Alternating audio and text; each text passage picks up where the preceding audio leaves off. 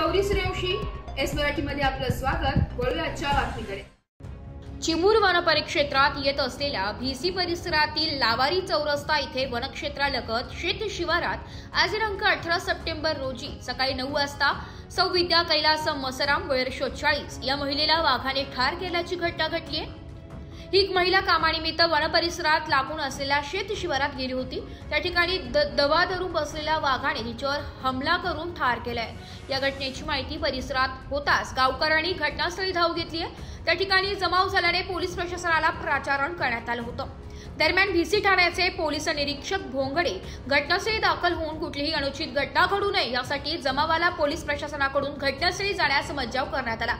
त्या ठिकाणी वन विभागाचे अधिकारी पंचनामा करून संबंधित बॉडीला पीएम साठी चिमूर उपजिल्हा रुग्णालयात नेण्यात आलं असून मयत महिलेच्या कुटुंबाला तात्पुरती 50,000 10 लाख रुपये चेक वन विभागाकडून आर्थिक मदत देण्यात आली आहे। या परिसरात वाघाची संख्या जास्त असल्याने अनेक गावे दहशतीत आहेत। वन विभागाने येथील वाघांचा बंदोबस्त करण्याची मागणी शेतकऱ्यांनी केलेली असून महिलेच्या कुटुंबातील सदस्याला नोकरी देण्याची मागणी येथील नागरिकांनी केली आहे।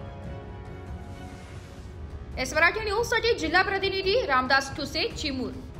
अशाच नवीन ताज्या घडामोडी जाणून घेण्यासाठी आमच्या एस मराठी न्यूज चॅनलला लाईक करा, शेअर करा, सबस्क्राइब करा आणि बेल आयकॉनला क्लिक करायला विसरू नका।